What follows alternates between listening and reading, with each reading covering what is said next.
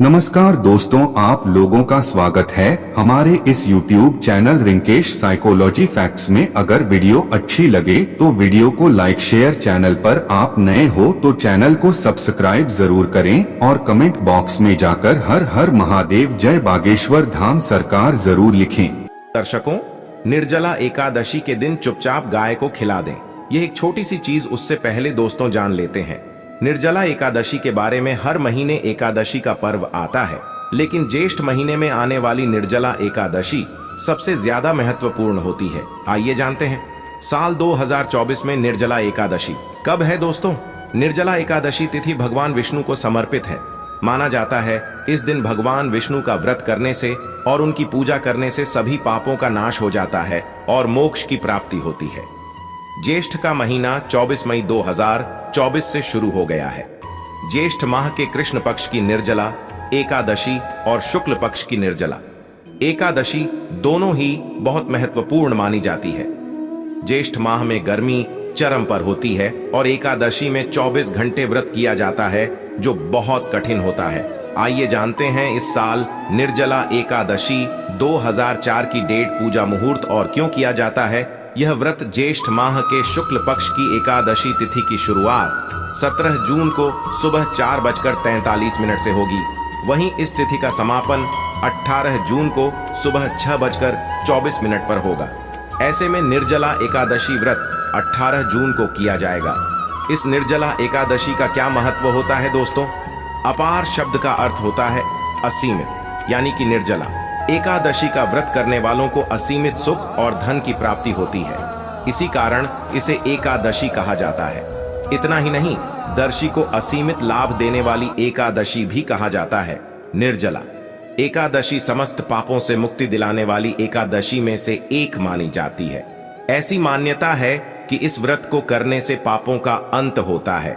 इतना ही नहीं, व्यक्ति को कई तरह के रोग दोष और आर्थिक समस्याओं से भी छुटकारा मिलता है और अक्षय पुण्य की प्राप्ति होती है। पांडवों ने श्री कृष्ण के मार्गदर्शन में इस व्रत को करके महाभारत युद्ध में विजय प्राप्त की थी। दोस्तों, निर्जला एकादशी के दिन स्वर्ग का दरवाजा खुल जाता है, इसलिए इस दिन किया गया दान पुण्य अन्य दिनों में किए गए दान पुण्य से अधिक फलदायी होता है। वास्तव में 18 जून निर्जला एकादशी के दिन अगर आप यह उपाय कर लेते हो तो यकीनन आप पर मां लक्ष्मी की कृपा होगी और आप धनवान बन जाओगे। आप धनवान न बने तो मुझे बताना दोस्तों, बस जो उपाय आपको बताया जाए वह उपाय लेना चाहिए। जानते हैं, एकादशी के दिन चुपचाप गाय को खिला दें। यह एक छोटी सी चीज, रोडपति भी होंगे, करोड़पति मिलेंगे, सभी संकट और कष्टों से मुक्ति, मृत्यु दंड, पितृदोष तुरंत होगा खत्म। पूरे साल आपके भरे रहेंगे अन्न धन के भंडार, यूं कहें कि आपकी 7 पुश्तें तक करेंगे रुपयों पैसों पर राज्य। दोस्तों, 7 पीढ़ियों तक बैंक बैलेंस बढ़ता चला जाएगा। सभी भी दुख दर्द संकट कष्ट है वह दूर हो और सभी सुख आपके कदमों में आ जाएंगे। सभी सुख आपके कदम चूमेगी। यदि आप यह एक छोटी और खास चीज चुपचाप गाय को खिला देते हैं तो तत्काल गरीबी आपके जीवन से खत्म हो जाएगी। यूं कहे व्यक्ति रंक से राजा बन जाता है और 33 कोटि देवी देवताओं को धारण करने वाली गौमाता की भी कृपा व्यक्ति पर आजीवन बरसती है। व्यक्ति के घर में कभी भी अन्न धन वस्त्र कमी नहीं होती है। धन के भंडार व्यक्ति के घर में भरे रहते हैं। व्यक्ति के जीवन से काल गरीबी खत्म हो जाती है। तो दोस्तों, कौन कौन से वे गाय से जुड़े खास और महत्वपूर्ण उपाय हैं जिन्हें यदि आप एकादशी के दिन कर लेते हैं तो दोस्तों यकीन मानिए आपके घर में अन्न धन के भंडार सदैव भरे रहेंगे। जो भी जीवन के दुख दर्द संकट ग्रस्त है वह सभी दूर हो जाएं। इस वीडियो में हम आपको उसी खास और महत्वपूर्ण चीज के बारे में बताएंगे, क्योंकि आपको एकादशी के दिन गाय को जरूर खिलानी है। तो दोस्तों, फायदे के लिए पूरा वीडियो देखना। यदि आज की इस वीडियो को अपने बीच बीच में से देखा, काट काट कर देखा, तो यकीन मानिए जीवन में आपको कभी सफलता हासिल भी नहीं होगी, क्योंकि इस वीडियो में आपको कुछ ऐसे उपाय गाय से जुड़े बताने वाले हैं जिन्हें करने से आपके जीवन के जो भी दुख दर्द संकट है या कामयाबी होने में कोई बाधाएं आ रही, सभी से छुटकारा मिलने वाला है। यूं कहें कि आपके जीवन में अपार धन सुख संपत्ति की प्राप्ति हो जाएगी। कभी भी धन से संबंधित परेशानी नहीं रहेगी। आर्थिक स्थिति आपकी प्रबल हो जाएगी, धन प्राप्ति के योग्य बन जाएंगे और जीवन में सदैव अनंत धन के भंडार आपके घर में भरे रहेंगे।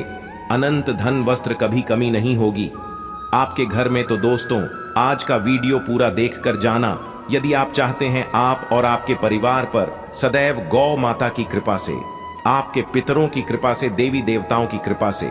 तो दोस्तों, वीडियो को देखकर जाना बहुत ही फायदेमंद वीडियो है।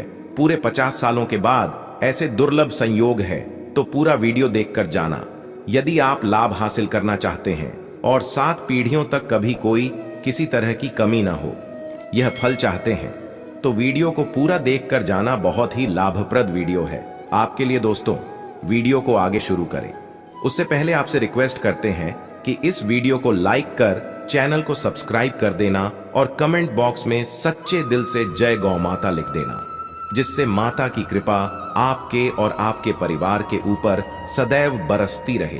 और ज्यादा से ज्यादा वीडियो को शेयर जरूर करना ताकि और लोग भी इस वीडियो के माध्यम से लाभ हासिल कर सके। इन उपायों को करने से अपने जीवन में सदैव धन सुख संपत्ति की प्राप्ति कर सके, तो शेयर करना ना भूलें इस वीडियो को, जिससे और लोगों का भी भला हो। आपको बता दें, इस दिन तीर्थ स्नान करना बहुत ही फलदायी माना गया है।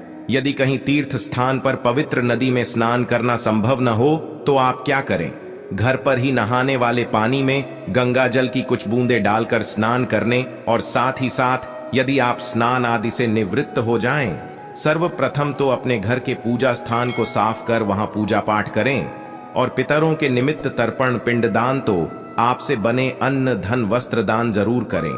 और इस खास पूर्णिमा के दिन दान करने से सभी मनोकामनाएं पूर्ण हो जाती हैं। वैशाख पूर्णिमा के दिन विशेषकर पूर्वजों की पूजन के लिए बहुत ही शुभ फलदायी समझा गया है। इस पूर्णिमा के दिन दान करने से पूर्वजों की आत्मा को शांति मिलती है और उनको मोक्ष मिलता है।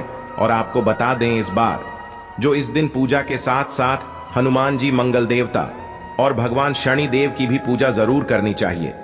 आपको बता दें कि इस दिन यदि आप हनुमान जी और मंगल देवता भगवान शनिदेव की पूजा करते हैं तो मंगल का ग्रह जनित दोष भी दूर हो जाता है।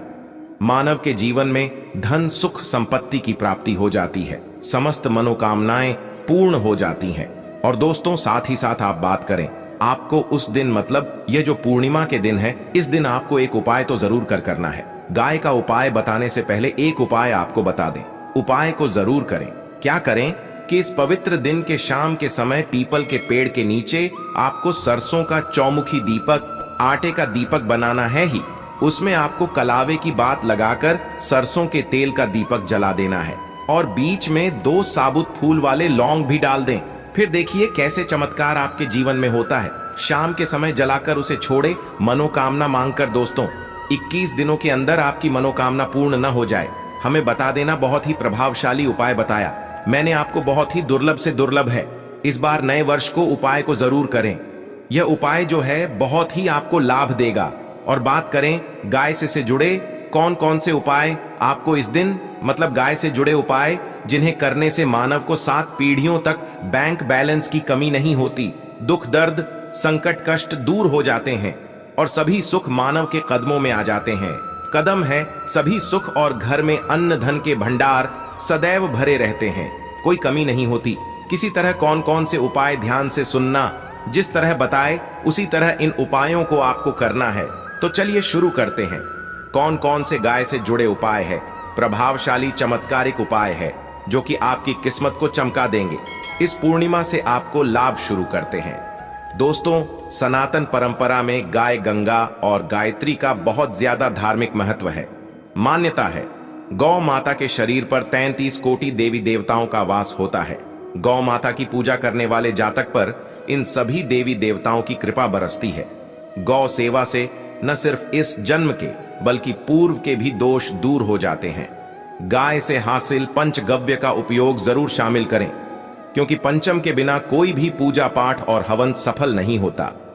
या दोस्तों, गौ कृपा पाने के लिए प्रतिदिन, सप्ताह अथवा महीने में परिवार समेत एक बार गौशाला का नियम जरूर बनाएं और वहां गायों को हरा चारा जरूर खिलाएं। इससे आपको शुभ फलों की प्राप्ति होगी और साथ ही साथ गौ सेवा और गए पूजा से 9 ग्रह शांत हो जाते हैं और इनसे जुड़े दोषों का निदान हो जाता है।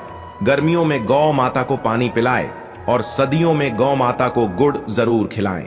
ध्यान रखें कि गर्मियों में गाय को गुड़ ना खिलाएं। अनेक देवी देवताओं को अपने शरीर पर धारण करने वाली गौ माता से जुड़े कई शुभ और अशुभ संकेत भी होते हैं। मसलन गाय का दूध देते समय यदि गाय ठोकर मार दे और सारा दूध बिखर जाए तो अपशगुन होता है।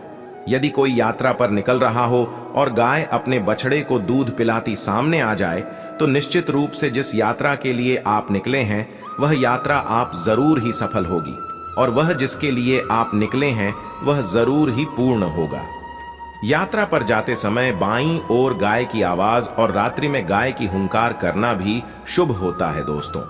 साथ ही साथ गाय के साथ आप भूल कर भी दुराचार ना करें, अन्यथा मिलता है घोर पाप और जीवन भर की परेशानियां बनी रहती हैं। जी हां दोस्तों, गाय को राष्ट्रीय पशु बनाए जाने और इन्हें मौलिक अधिकार दिए जाने की बात हो रही है तो सवाल उठता है, गाय संस्कृति का अहम हिस्सा है, तब भी गाय के साथ लोग खराब व्यवहार कैसे कर लेते हैं।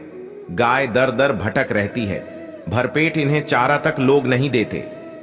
गाय जब तक दूध देती रहती है तो उनकी सेवा होती है और जैसे ही दूध देना बंद कर देती है तो लोग इन्हें उनकी किस्मत पर छोड़ देते हैं, सड़कों पर और गलियों में भटकने के लिए। ऐसे में कोई जीवों को कोई डंडे मारता है तो कोई पानी डाल देता है, कभी वाहनों की चपेट में आ जाती है तो कभी बीमार होकर बेचारी यह गाय दम तोड़ देती है। ऐसे में जरूरत है इन बातों को जानने की लेकर शास्त्रों में क्या कहा गया है, गाय के साथ आपको कैसा व्यवहार करना चाहिए। दोस्तों, गाय को कभी भी मारना पिटना नहीं चाहिए। शास्त्रों में गाय को माता का दर्जा दिया गया है। गाय को मारने वाला माता को मारने पीटने वाले के समान पाप का भाग्य समझा जाता है। नरक लोक में वर्षों तक कष्ट भोगना पड़ता है, अगले जन्म पशु योनि में मिलता है। कथा है कि गौतम मुनि ने गलती से गाय को डंडा मार दिया था, इससे गाय की मृत्यु हो गई थी और इस पाप से मुक्ति के इन्हें वर्षों तक तपस्या करनी पड़ी। भगवान श्री कृष्ण जी ने बैल स्वरूप में आए वृद्धाश्रम का वध कर दिया था, जिससे मुक्ति के लिए भगवान श्री कृष्ण को संपूर्ण तीर्थों को एक कुंड में बुलाना पड़ा और इस कुंड में स्नान से वह पाप मुक्त हो गए थे। दोस्तों, साथ ही साथ पानी पी रही गाय को गाते हैं, वे घोर पाप के भागी बनकर नरक भोगते हैं, ऐसा पुराणों में बताया गया है। जबकि जो लोग गाय के लिए प्याऊ चार बनवाते हैं वह माह भाग्यवान होते हैं। ऐसे लोग घोर पाप से मुक्त होकर स्वर्ग पाए जाते हैं और बड़े ही धनवान कुल में जन्म लेकर सुख भोगते हैं। और साथ ही साथ आराम कर रही गाय को कष्ट देकर कभी भी उठाना नहीं चाहिए। कहते हैं कि जिस स्थान पर गाय बैठी है वहां से नकारात्मक ऊर्जा खत्म हो जाती है।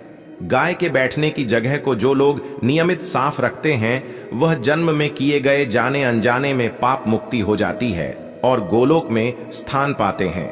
गाय को डंडा मारकर उठाना, पानी डालकर उठाने से मनुष्य पाप का भागी बनता है और अगले जन्म में उसे दर दर भटकना पड़ता है। और साथ ही साथ शास्त्रों में बताया गया है कि गाय का दूध उसके बछड़े के लिए होता है।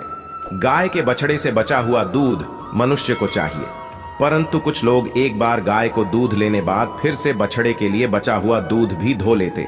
ऐसा करना घोर पाप कहा जाता है। ऐसे दूध को धोने वाला और ग्रहण करने वाला दोनों ही पाप के भागी बन जाते हैं। दोस्तों, साथ ही साथ शास्त्रों में कहा गया है कि गोवंश मतलब गाय और बैल के पीठ पर नहीं बैठना चाहिए। इनकी पीठ पर बैठने से महापाप लगता है। ऐसे लोगों को नरक की यातना भोगनी पड़ती है। एकमात्र देव के अंश के उत्पन्न नंदी ही गोवंश है, जिस पर स्वयं महादेव और महादेवी करती है, क्योंकि नंदी ने स्वयं अपनी इच्छा से महादेवी की सवारी बनना स्वीकार किया था। और साथ ही साथ शास्त्रों में गाय के दान को बहुत ही महत्व दिया गया है, परंतु ऐसी गाय का दान कभी नहीं करना चाहिए जो बूढ़े और बीमार हो। कठोपनिषद में मुनि की कथा भी इस संदर्भ में है कि जिस मुनिके ने पिता द्वारा बूढ़ी गाय को दान करने पर आपत्ति जताई थी, दूध देने वाली और बछड़े सहित जो लोग गाय दान करते हैं वह महान पुण्य को हासिल करके स्वर्ग में स्थान पाते हैं। दोस्तों, साथ ही साथ सूर्य चंद्र मंगल शुक्र की युक्ति राहु से हो तो पितृदोष होता है। यह भी मान्यता है कि सूर्य का संबंध पिता से एवं मंगल का संबंध होने के कारण सूर्य यदि शनि राहु या केतु के साथ स्थित हो या दृष्टि संबंधी हो तथा मंगल की युति राहु या केतु से हो तो पितृदोष होता है। इस दोष से जीवन संघर्षमय बन जाता है।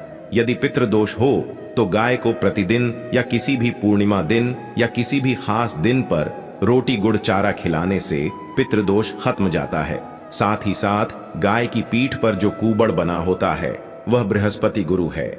अतः जन्म पत्री में यदि बृहस्पति अपनी नीच राशि मकर में हो या अशुभ शिवलिंग में जा रहे हों और सामने से गौ माता आती हुई दिखाई दे तो गौ माता को अपनी दाहिनी ओर जाने देना चाहिए। आपकी यात्रा जरूर ही सफल होगी और जिस घर में गाय होती है उसमें दोष स्वतः ही खत्म हो जाता है। और साथ ही साथ आपको बता दें कि गाय को आप भी रोटी बनाएं, प्रतिदिन ताजी रोटी ही बनाएं। गाय को अगर आपने रोटी बनाई है तो कोशिश करें कि उस रोटी को आप तुरंत ही गाय को दे दें। अगर आप उस रोटी को रख देंगे और उस रोटी को अगले दिन दे देंगे तो वह रोटी बासी मानी जाएगी। गाय को कभी भी बासी रोटी न दें, इससे घर में नकारात्मक ऊर्जा वास करती है और जो भी काम आपके बनने वाले होंगे वह काम भी आप बिल्कुल भी नहीं बनेंगे। इससे आपके घर में हमेशा दर्द देवता का वास रहेगा और आप जिस भी काम उस काम में आपको हमेशा असफलता ही हाथ लगेगी। इसीलिए कोशिश करें गाय को रोजाना ताजी रोटी बनाकर खिलाएं और रोटी को बिल्कुल न रखें। बासी रोटी गाय को न दें और साथ ही साथ सड़ी गली चीजें गाय को नहीं खिलानी चाहिए। घर में कोई फल है, कोई सब्जी है, सड़ जाए तो लोग क्या करते हैं, गाय को देते हैं। नहीं, ऐसा चाहिए। ऐसा करने से यदि आप गाय को खिलाते हैं तो उल्टा आप पाप भागी बन जाते हैं। आप बिल्कुल सड़ी गली चीजें गाय को खिलाएं और साथ ही साथ इस खास पवित्र दिन पर आटे की 5 लोहियां बनाकर उनके ऊपर हल्दी लगाई, इसके बाद को खिलाएं। हर एक लोहे को खिलाते समय गाय के सीन पर आप हाथ फेरें, पीठ पर हाथ फेरें, मस्तक पर हाथ फेरें। माता गाय की अब चरणों का स्पर्श करें। दोस्तों, ऐसा करने से आपके समस्त काम बनने लगेंगे। जो दुख का समय चल रहा है वह भी खत्म होगा। आपके जीवन में खुशियां ही खुशियां होंगी। और एक बार पूर्णिमा पर आप 11 बार गाय की परिक्रमा भी कर लें तो आपके समस्त काम होंगे। और पूर्णिमा पर साथ ही साथ आप गाय को जब भी रोटी दे, रोटी पर या तो आप थोड़ी हल्दी लगा लें या थोड़ा गुड़ रख लें। अगर गुड़ ना हो तो आप थोड़ा भी रख सकते हैं। दोस्तों, गाय को कभी भी सूखी रोटी ना खिलाएं। सूखी का मतलब गाय को जो भी रोटी खिलाए उस पर कुछ ना कुछ रख कर खिलाएं। हल्दी ले, गुड़ रख ले, मिश्री घी या जो भी रख ले, मतलब खाली नहीं खिलानी है। इतना करने मात्र से आपके जीवन के सभी दुख